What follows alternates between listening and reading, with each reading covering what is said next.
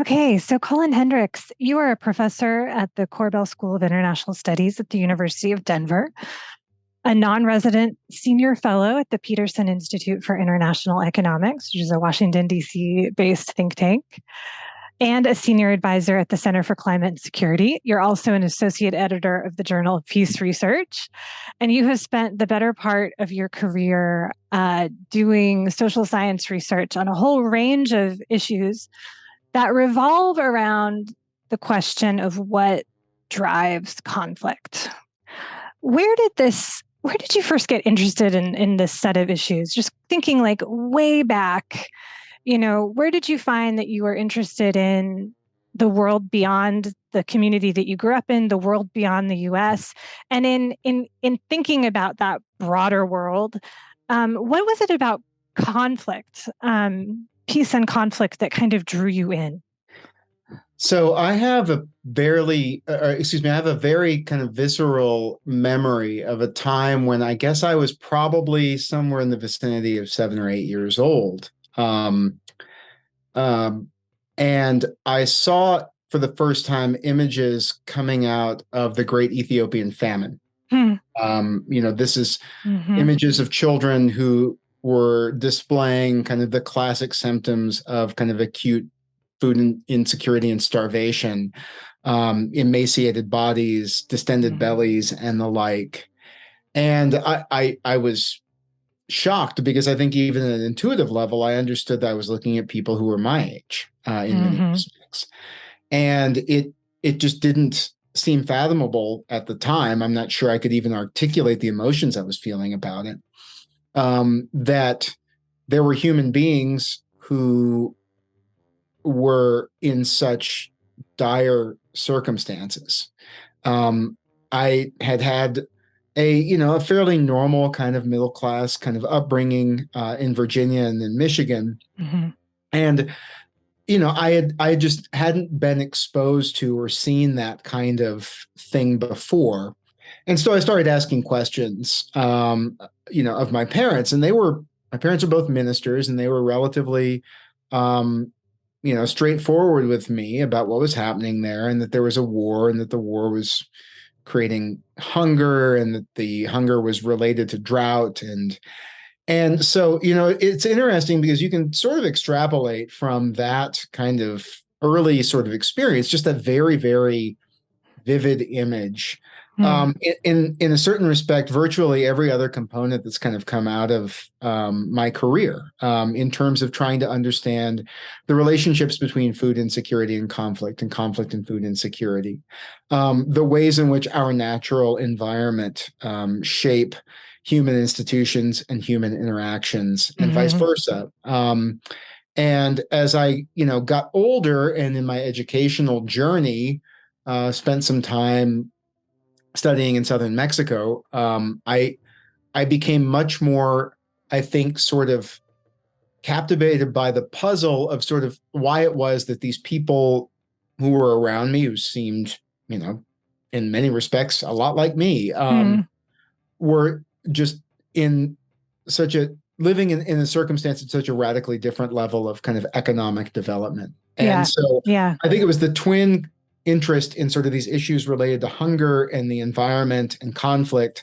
and then also trying to understand the origins of economic development that drove me to kind of radically switch course from thinking I wanted to be an attorney, wanting to be somebody who tried to spend, my professional life understanding these things. And that's really where I kind of got the start on that. Yeah. That is so interesting. People who didn't grow up in the late 70s and early 80s, which I also did, probably don't realize how powerful those images coming out of Ethiopia were for people like us growing up at that time. Same thing. Those were highly motivating to me at a very young age. So it's interesting that you mentioned that. IGCC, as you know, has a new research strand on the security implications of climate change, something you have worked on extensively for many years from many different angles, looking at the relationship between, as you said, food insecurity and armed conflict, whether climate change is likely to drive, increased terrorism, the impact of climate change on fisheries conflict, oil and conflict, so just a range of issues. Curious, how has the field, in terms of social science research on climate change and security, how has the field changed like over the last 10 years? Are the questions that social scientists are asking the same? How are they the same or different? How has the degree of political priority around these issues changed? How is it different now, and how's it the same? So if we wind back the clock 10 years, we're in 2012. And I would say that at the time, climate change was an issue of significant importance. I think it had been really highlighted, thankfully for me, the year I was on the job market by the Al Gore documentary, An Inconvenient Truth, which was really catalytic in sort of bringing, I think, a lot of the discussion around climate change out of kind of pure policy, kind of wonky circles, and into sort of normal kind of discussion and debate. The field of climate security over the last decade, I think, is first off, it's exploded in size, so that it went from being a relatively niche kind of field that was primarily kind of the subject of inquiry of kind of people who are on the margins, I guess I would say, of the study of international security and peace and conflict studies in the United States in some major ways. And then also got a lot of emphasis in Europe. I'd say that the way in which the field has kind of changed is that we went from 10 years ago still having this kind of open question about whether or not kind of climate change and more specifically kind of sort of short-term climate events and impacts had effects for peace and conflict around the world. And we spent the better part of a decade kind of getting increasingly granular on those kind of effects, to where now I think that the theoretical and empirical linkages between climate change and a variety of related phenomena and peace and security outcomes are well substantiated enough that it has become much more of a mainstream kind of issue for what I would consider to be kind of the more mainstream security community. And an example of that is this journal Security Studies, which is a very traditional, historically has been a very traditional kind of security studies journal focused on big S security issues. This year is devoting a special issue to the security implications of climate change. And I think that reflects recognition that this is a topic that has moved from kind of the periphery, where it was of a lot of interest to geographers and maybe a few kind of, oddball political scientists like myself, economists and the like. And now there's basically an interdisciplinary ecosystem of people who are just focused on this. I think that reflects a good kind of, progression in the field, though I think we've still got kind of a long way to go. I think in some ways you could make it kind of analogous to the ways in which,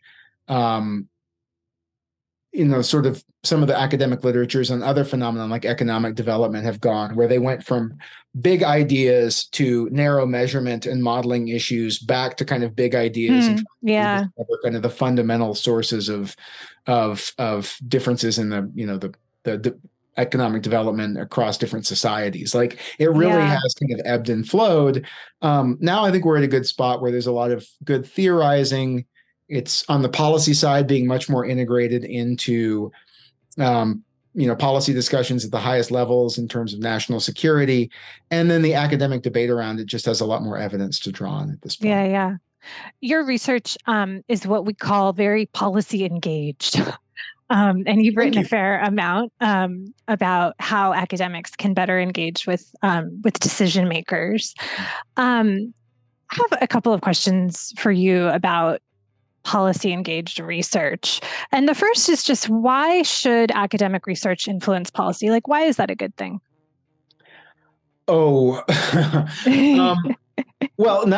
to be clear, I don't think all of it needs to, or all of it should. I think that there, and at my heart, I'm still a social scientist who really values basic research for research's sake. I will tell you that my personal commitments, in terms of, research as my vocation, lead me to the belief that the information and the work that I do should be useful to society. And then it's incumbent on me, not to sit around and wait for sort of society to embrace what I'm doing, but to try and find ways in which I can make what I'm doing legible to policy audiences, and stimulate discussion outside of purely academic circles. Yeah. I believe that I owe that to my community. I mean, under the auspices of the IGCC, but also just the state of California. Yeah. The people of California invested a lot of money in helping me become a relatively highly educated person. And for that reason, I think I owe kind of a debt of gratitude to spend my career addressing issues that I think are important on both humanitarian grounds, but then also security, kind of broader national security kind of grounds, and make sure that information doesn't stay hermetically sealed in the academic environment, right? Locked away in the ivory tower, make sure that that's actually out there and engaging with practitioners. Yeah. That's where that comes from. Yeah. In a Duck of Minerva piece in 2019, you wrote that policy engagement is still viewed with skepticism in many international relations departments. And I've heard that from, plenty of colleagues and friends. Why? Why is that?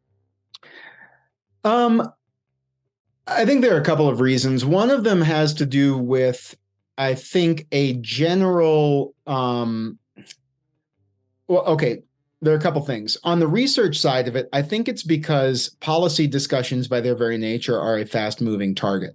And social scientists tend to like to be able to study a phenomenon in a way that allows them to step outside of kind of the sort of the comings and goings of daily policy debates and engage with kind of deeper sort of, say, structural determinants or kind of fundamental precepts of how the world works. Yeah. I think that's what we're trying to discover. And indeed, in the scientific world, that we're rewarded for making those kind of discoveries, as opposed to kind of, commenting on the issue of the day in a variety of ways. I think that's one issue. I think that the other issue is that there's actually some skepticism about kind of the motivations of people who really want to insinuate themselves in policy discussion. So I think that there's a belief that people who are interested in policy are not necessarily that they may be trading in their appeal to authority that they have by virtue of their expertise for engaging in essentially policy advocacy under the guise of scientific engagement. That's I think a significant and at times I think warranted concern. I think that there are other concerns that folks have, which revolve around the idea that perhaps in order to be policy relevant, scholars are willing to fudge on the details and or kind of bend their analysis to fit the desires of policy audiences, which would be a very negative thing for academia insofar as it would create an additional agenda that was sort of in a roundabout way kind of perverting the purity of the social scientific enterprise in which we're engaged as academics qua academics. Yeah. And I buy all of those arguments. It's not that I don't think that those arguments are valid. It's just that from my perspective, there's enough going on in the world, and there are real benefits. There are real problems to be solved, and there are real benefits from engaging around this. And personally, I don't think I could kind of abide sort of generating this kind of information and being satisfied with it just bouncing off other people, with PhDs who are interested in publishing in arcane academic journals. Yeah. Though I still do a fair amount of that. I want to ask you just one more question about policy and research. And this is the perennial question. I mean, of how does academic research influence policy? There are a million reports written about this. There are, events organized around this. I'm on a panel on this in October. It is just constant. What is the formula? There is no formula, of course, but I'm curious about, in your professional experience, how does it work? How do those relationships work? Is there an example that just comes to mind where you thought, yeah, this was a time when it really made a difference, and here's why? So I actually will. I'm going to answer your question, but I'm going to kind of take it in a slightly different direction. In my experience, it is not necessarily the case that my academic research, the journal article, is the thing that has impact. I think it is the volume of kind of expertise and insight that is generated in the process of doing all of that. And knowing your cases, or knowing kind of the processes that you understand, or knowing how the data are everything from how they're structured to how to analyze them to how to see patterns where others might not see them.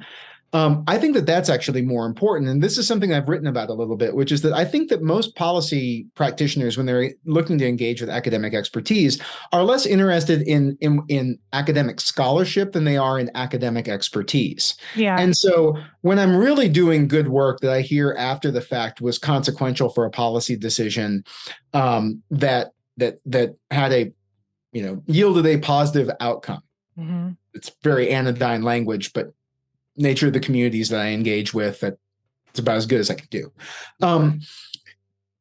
When that happens, it's not happening because I said, well, on, page 5 of my most recent report, I discovered X, and so X is applicable. It's more the accumulated expertise allows me to have an awareness of the general dynamics that are operating in a system, and therefore make, I guess, sort of reasoned conjectures that are a function not of just the scholarship, but are a function of the expertise that the scholarship is evidence of. Yeah. That makes a lot of sense. I'm cognizant of time, so I'm going to move ahead quickly here.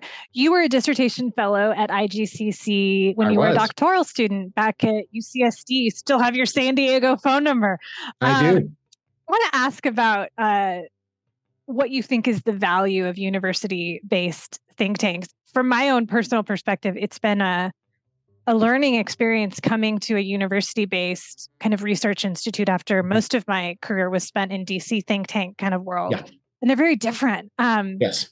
How do you characterize, again, kind of the special, unique value add of a place like IGCC? I think that a place like IGCC allows its researchers and affiliates to really find a sweet spot between developing academic expertise and engaging in kind of cutting edge scientific debates, while also providing a platform for and incentives for engaging in public engagement. And that may be just a little bit of an arcane way of saying it, but the knock on a lot of the DC based think tanks is that these are, that the research that they're actually doing is about this deep because they're trying to cover a breadth of issues, and some would argue are doing so from a perspective that has, particular kind of political agendas behind it, right? I think my experience of the IGCC and its outputs over the years has been such that I think that it gives it creates an environment in which there is an emphasis on thinking about how findings or results or analysis can inform policy discussions, but it's not driven on a kind of a day-to-day sort of news cycle basis of trying to be relevant in those discussions in quite the same way that many, DC-based think tanks are under more pressure, right? And I think that it also, because, even just its physical location, not being located in the Beltway, gives people a bit of repose that they otherwise wouldn't have. I mean, since you've lived in DC, you know how it is. It's a very, very, very intense environment. Frenetic. Yes, it does not necessarily facilitate a lot of contemplative thought. It's hard to find the space for that. I think places like IGCC are useful in that respect. And then just being able to draw on the incredible intellectual horsepower that is at the right across the UC system is just really something incredible. I mean, I think it's easy because as a product of it, and it's easy to kind of forget the fact that the UC system is the most astoundingly effective and successful investment in public higher education that has existed anywhere in the world. Hmm. And that's true in terms of its impact through just purely its educational role, but also through its scientific impact. I mean, it really is something to behold. And being able to draw in an interdisciplinary way across the expertise in economics, political science, but then also the hard sciences, engineering, for say, like the programs around nuclear policy issues and the like. All of that is really incredible. Yeah. Yeah. Last question. Mm-hmm. You have described yourself as heart masquerading as head since 1977. Yeah. That's true. Which I love. And I might take that to mean that you care about the work that you're doing. You called it a vocation, mm-hmm. that you have a point of view, that you have something you'd like to do in the world, to participate in the world beyond your own career advancement. Mm-hmm.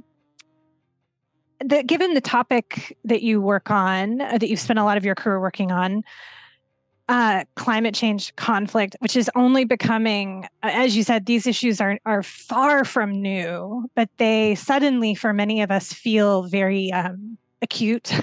Yes. And we are, all of us, kind of aware that the future is going to likely look different than the past. Being now on a university campus and engaging with young people, it feels clear to me that they care about two things most, which one is climate change and what the other is democracy. Yes. And maybe the third is their own futures. But it's easy to be overwhelmed with the issues. You work on this. This is it's in your pores. So how do you, just as a human being, find a way to work on these issues productively, day after day, year after year, mm-hmm. And stay hopeful and not be overwhelmed by the task at hand? That's a great question. I reflect on that quite a bit, actually. In part just because sometimes when I'm talking to different policy audiences, I forget how normal it is for me to talk about, or how normal it has become for me to talk about violence and war and conflict and hunger and a variety of issues that are incredibly grim and are things that, frankly, I think most people would rather not have to think about. And I think that can, I think, get overwhelming. I think that this generation is looking around and seeing a variety of this generation of students is looking around and seeing a variety of cascading problems in the world. And they're problems that seem so structural and so grand in scope that I think that can be very disempowering, mm-hmm. right? Who am I and what do I have to contribute to solving this massive problem? Mm-hmm. I think that for me, the answer is that in a professional sense, I am not going to be able to solve the world's problems by myself. But if I get up every day and I work in ways that I can help be useful and move discussion forward, bring ideas to the table, help shape the way in which, major policy consequential actors, right? Everyone from the government to NGOs to conservation groups and whatnot, think about these things, then I'm doing my piece. And that's the only thing that I think that we can ask of anyone. I think that our piece may be small and it may seem insignificant, but it's not insignificant, and B, that's the only way anything happens. Yeah. And I think that honestly, the other thing that I tried to do, right, is I reflect on kind of my role as a parent. And one of the enduring challenges of that in a context like we find ourselves now, I think, is reminding yourself, not just reminding your children, but reminding yourself that the world is actually an incredibly beautiful place. And that there is so much good that is out there that we tend to overlook it simply because it's not particularly dramatic or dignified. Yeah. But that nevertheless, I think that if we open our eyes to that, we can be renewed by our sense of, I guess I would say, our sense of shared purpose, right? Mm-hmm. I think it's important to be involved in these kind of things. I can't do it alone. I need to do it with my scientific collaborators, with my colleagues at the Peterson Institute. I need to feel embedded in these kind of things. I'm a team kind of person. Like as a musician, I'm a drummer, and drummers are no fun to listen to by themselves. We need other musicians to bounce off of. But that kind of attitude really informs my thought about how to stay engaged on important policy topics at a time when things aren't looking great. But I think, just as an example of that, I too had basically lost hope in terms of the likelihood that we were going to get any kind of significant climate legislation out of this Congress. And then I woke up one morning and the world had changed. And I had a separate set of issues to think about in terms of implementation and how to build resilient solar supply chains in the United States using all of these fantastic resources that have been unlocked by the federal government. So, if you're into quick wins and easy wins, policy work probably isn't for you. But if you're willing to move the ball a little bit every day, everyone, there are going to be times in which those little incremental movements add up to something big, and real change is possible. Oh, those are really good words. Thank you, Cullen. It is so nice to talk with you. Really, I appreciate it. And I'm so, it's really great to talk with you. Thanks for taking the time. Thanks.